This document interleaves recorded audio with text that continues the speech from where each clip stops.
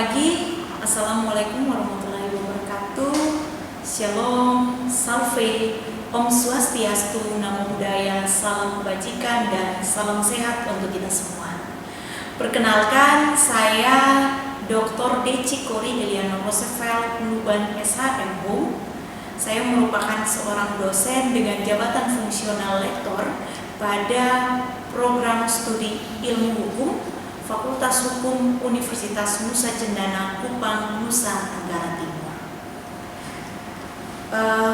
Saya merupakan seorang dosen yang sehari-hari mengajar pada Prodi Ilmu Hukum Fakultas Hukum Undana yang mengampu 16 mata kuliah pada program sarjana dan program pasca sarjana atau S2 Ilmu Hukum.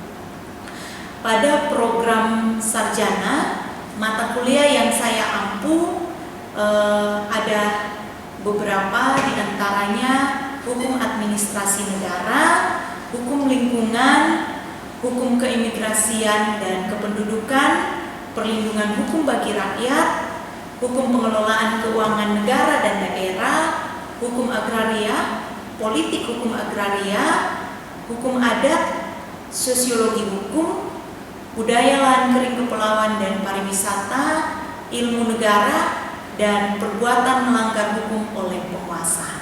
Sedangkan pada program magister ilmu hukum saya mengajar 4 mata kuliah, diantaranya adalah hukum sumber daya alam dan investasi, perbandingan sistem hukum, hukum hak asasi manusia, dan gender kontemporer.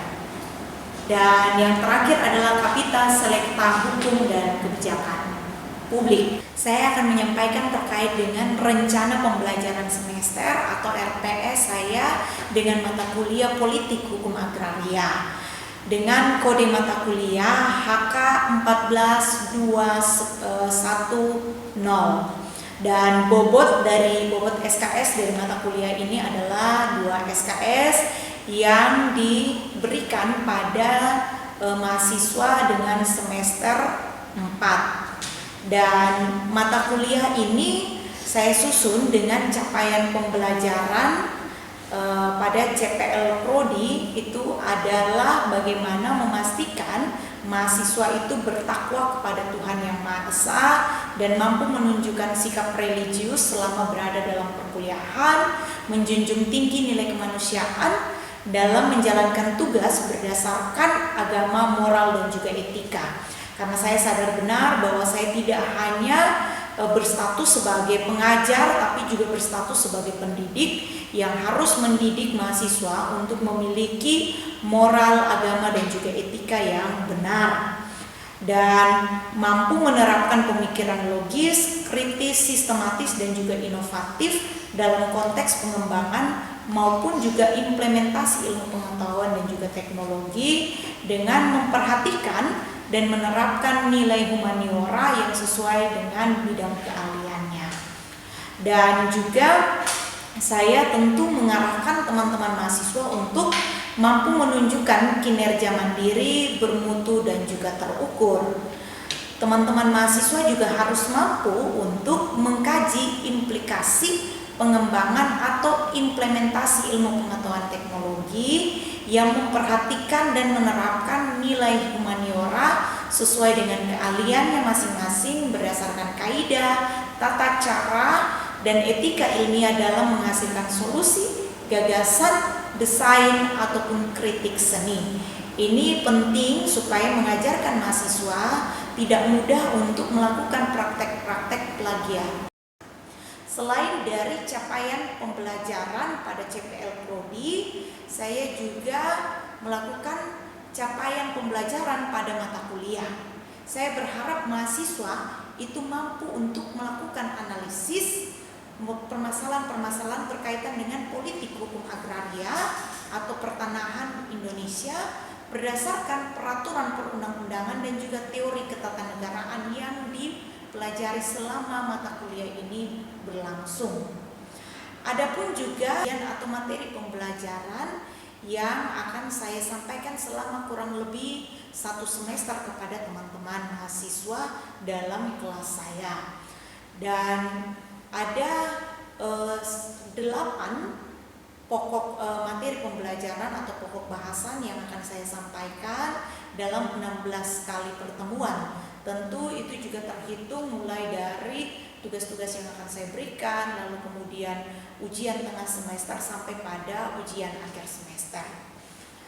Beberapa materi pembelajaran, yang pertama adalah dasar pijak politik hukum, yang kedua adalah peristilahan, pengertian politik hukum dan unsur-unsur politik hukum yang saya gabung menjadi satu.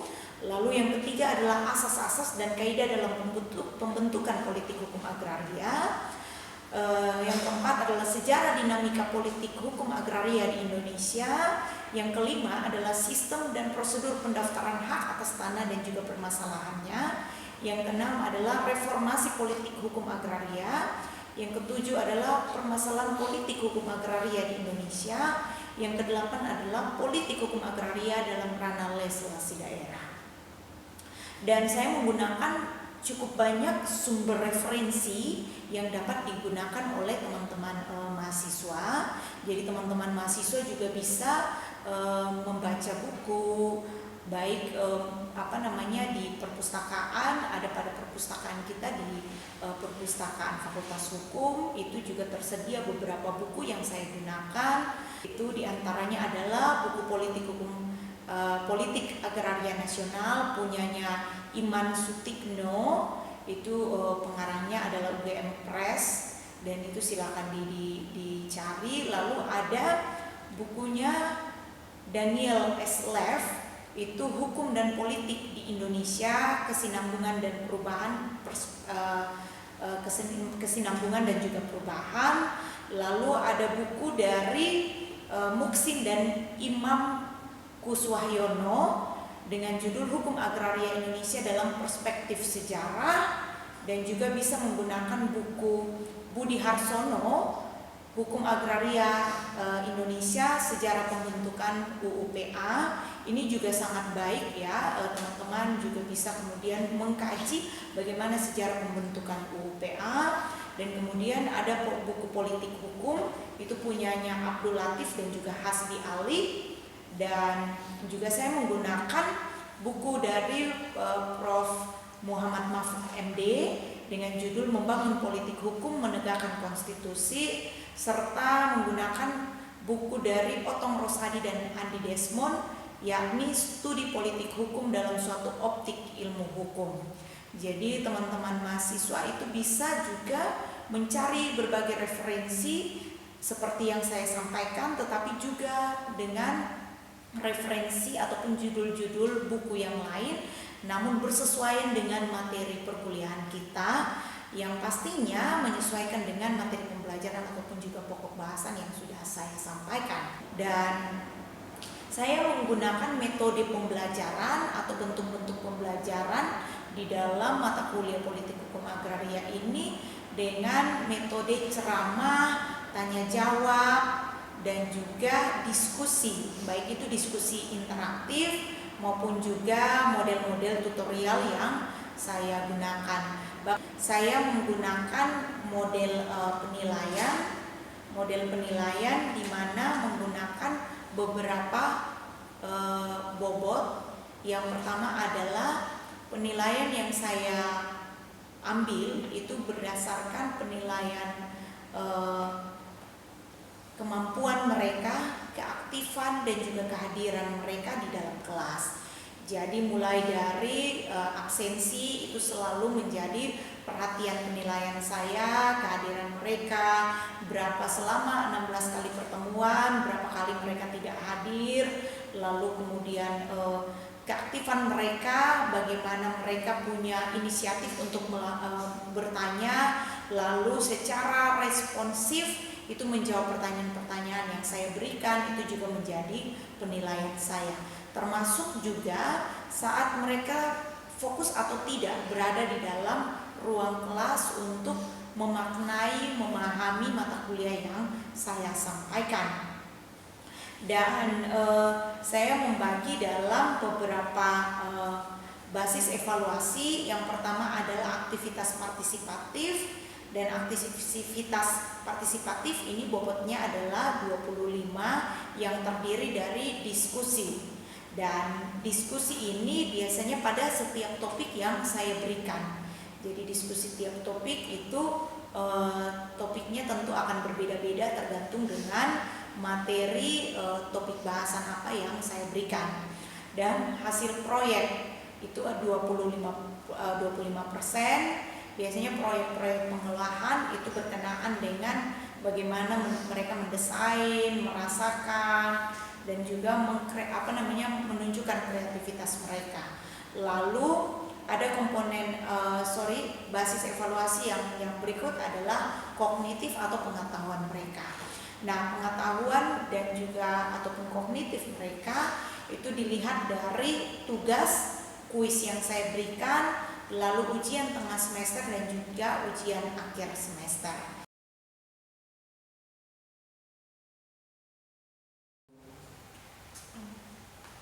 Selamat pagi. Selamat pagi, Bu.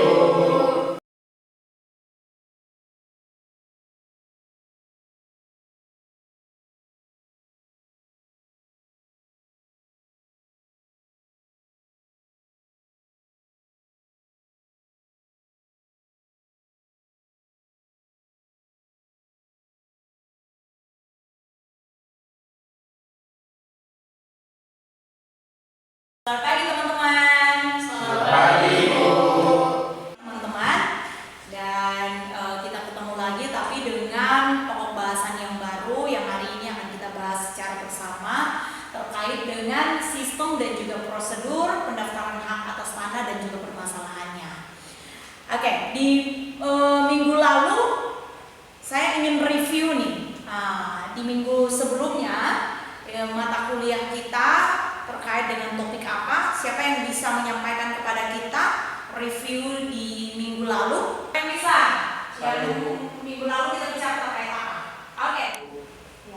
Materi yang tentang minggu lalu Ibu kita membahas tentang sejarah dinamika politik hukum agraria di Indonesia, Ibu. Ya, benar sekali Bu. Jadi di minggu sebelumnya kita bicara soal sejarah dinamika politik hukum agraria di Indonesia, dan kita tahu bersama bahwa kita mengalami perkembangan yang cukup luar biasa agraria. Bicara soal pertanahan, kita banyak mendapat peninggalan dari Belanda, tapi kita bersyukur bahwa dalam perjalanan bangsa kita, negara kita mengalami banyak perubahan, dan kita menunjukkan bahwa bangsa kita juga bisa kemudian melakukan berbagai kebijakan, kemudian juga melahirkan berbagai regulasi terkait dengan agraria, terkait dengan pertanahan di Indonesia.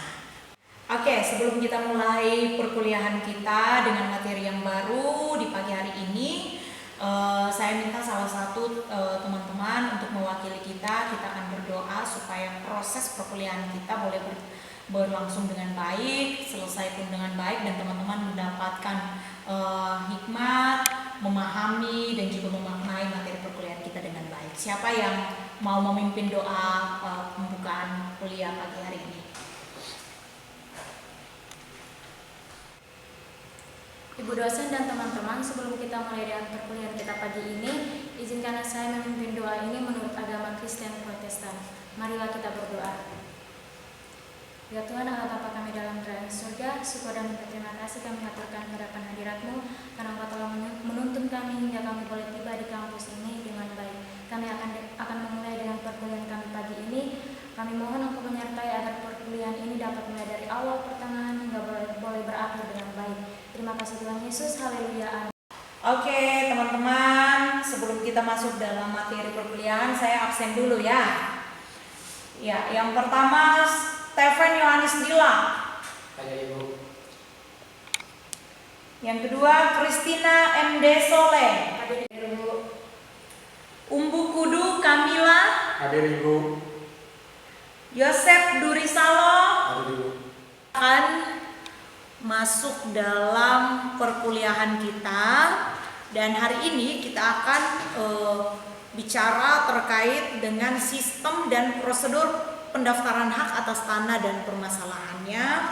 Dan sebelumnya Ibu akan menyampaikan terkait dengan materi penjelasannya, dan setelah itu Ibu akan memberi kesempatan untuk kita berdiskusi bersama. Karena itu saya harap teman-teman untuk tetap fokus secara aktif berpartisipasi dalam perkuliahan hari ini ya. Jadi saya akan mulai menjelaskan kepada kita terkait dengan sebenarnya arti pentingnya pemahaman tentang hak-hak atas tanah dan juga sistem pendaftaran. Jadi kalau kita berkaca pada pandangan-pandangan para ahli, saya menggunakan pandangan dari Budi Harsono ya, soal hierarki hak-hak penguasaan atas tanah dalam hukum tanah nasional. Kita tahu bersama teman-teman bahwa di dalam UUPA itu diatur, ditetapkan ada yang namanya tata jenjang atau hierarki hak-hak penguasaan atas tanah dalam hukum tanah nasional kita. Dan itu juga diatur secara jelas di dalam UUPA. Ada yang tahu apa itu UUPA? Iya. Undang-Undang Pokok Agraria. Mantap ya, Undang-Undang Pokok Agraria. Dikategorikan sebagai hak-hak atas tanah yang murni bersifat keperdataan. Jadi dia tidak bersifat atau beraspek publik ya. Yang kedua, hak guna bangunan.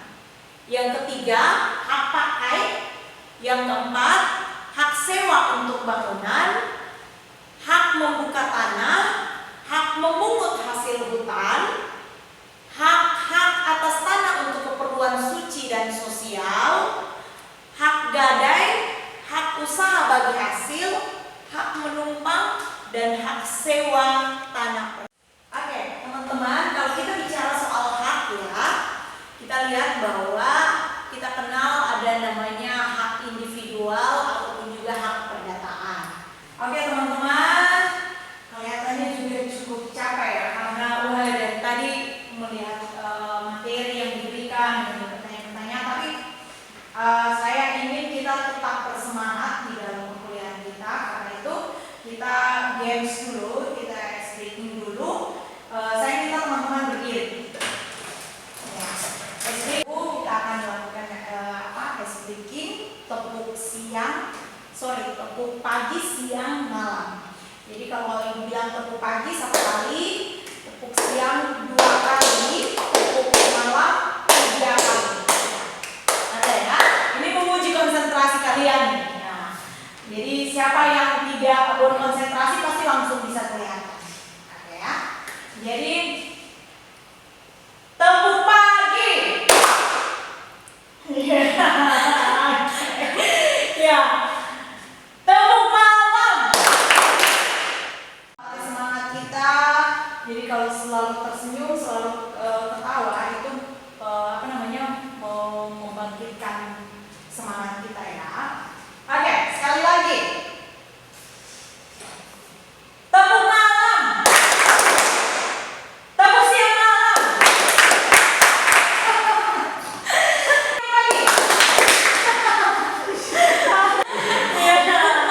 Oke, ingat konsentrasi. Tepuk siang pagi.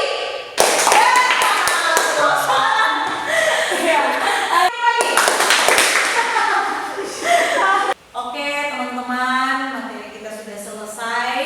Dan terkait dengan materi ini, mungkin ada di antara kalian yang mau bertanya. Saya memberi kesempatan supaya kita bisa berdiskusi. Saya. Oke, yang cowok duluan ya, silakan.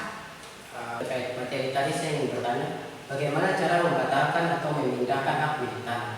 Selain Stephen, tadi Ella ya. Oke, Ella. Yang diberikan kepada saya untuk memberikan pertanyaan, baik dari materi yang tadi, saya ingin bertanya mengenai bagaimana definisi hak milik dalam konteks hukum dan apa yang menyebabkan hak milik dapat dialihkan kepada pihak yang lain. Terima kasih. Ada 2 orang teman kita yang merespon materi ini melalui pertanyaan, dan yang pertama adalah Stephen, yang kedua adalah Ella. Ya teman-teman, saya mencoba untuk merespon balik terkait dengan pertanyaan teman-teman. Jadi yang pertama, cara untuk membatalkan atau memindahkan hak atas tanah ya. Kalau teman-teman mengikuti materi yang sudah saya sampaikan tadi, tentu teman-teman punya gambaran sebenarnya bagaimana cara memindahkan ataupun juga membatalkan hak atas tanah. Ada langkah hukum yang harus diikuti secara cermat oleh kita dalam konteks pembatalan maupun juga pemindahan hak atas tanah. Itu kita kenal ada dalam konteks pembatalan itu bisa melalui beberapa cara. Yang pertama adalah setiap orang yang mau untuk melakukan pembatalan atau pemindahan harus mengajukan permohonan.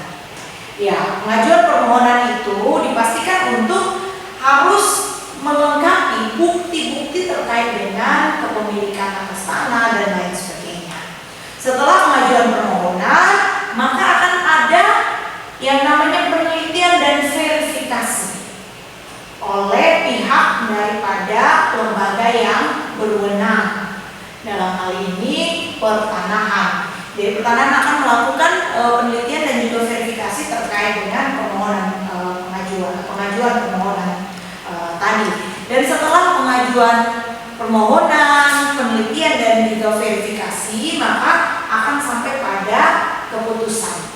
Keputusan apakah dapat dilakukan pembatalan atau tidak terhadap satu objek bidang tanah yang diajukan permohonannya. Nah, kalau terkait dengan pemindahan atas tanah, teman-teman, mungkin di antara teman-teman di sini sudah tahu dan juga sudah cukup akrab dengan sebenarnya cara-cara pemindahan. Karena seringkali di dalam kehidupan masyarakat kita itu melakukan cara-cara yang akan saya jelaskan ini. Seperti misalnya pemindahan hak atas tanah berupa hak milik itu bisa dilakukan dengan cara proses jual beli. Jual beli, lalu kemudian ada yang namanya hibah ataupun juga warisan. Itu datang misalnya dari orang tua. Jadi orang tua punya satu objek bidang tanah dengan luasan sekian, orang tua mau memberikan kepada anaknya. Maka itu tidak bisa melalui proses jual beli karena ada hubungan atau ada hubungan ikatan antara orang tua dan juga anak, sehingga prosesnya masuk melalui proses hibah warisannya. Nah, ada juga proses-proses hukum lainnya yang berkaitan dengan pemindahan hak atas tanah. Kalau teman-teman melihat di dalam materi yang sudah Ibu sampaikan, sebenarnya teman-teman bisa lebih jelas ya. Ya, materi ini seperti biasa, seperti pertemuan-pertemuan sebelumnya, materi ini akan Ibu bagikan setelah perkuliahan selesai. Oke teman-teman, materi kita di perkuliahan kali ini cukup sampai di sini, dan saya sangat berharap teman-teman sudah mampu memahami apa yang saya sampaikan terkait dengan sistem dan juga prosedur pendaftaran tanah, dan juga berkaitan dengan persoalan-persoalan ataupun permasalahan-permasalahan tanah di Indonesia ya, di sekitar kita, dan terlebih khusus berkaitan dengan persoalan-persoalan tanah secara lokal. Dan saya senang karena respon balik dari teman-teman berkenaan dengan pertanyaan maupun juga jawaban-jawaban atas pertanyaan yang saya berikan juga mendapat feedback yang baik. Dan kita sampai pada penghujung perkuliahan kita. Seperti biasa, kita akan melanjutkan di minggu depan dengan dimulai dengan review. Karena itu ingat, sebelum perkuliahan berlangsung di minggu depan, silakan kembali membaca, malamnya membaca materi yang sudah terlewat dan mempersiapkan diri untuk masuk dalam materi kuliah yang baru. Dan kita akan menutup perkuliahan ini kembali sama seperti awal, kita membuka dengan doa dan kita akan menutupnya juga dengan doa. Saya persilakan salah satu teman-teman mahasiswa untuk membawa doa penutup.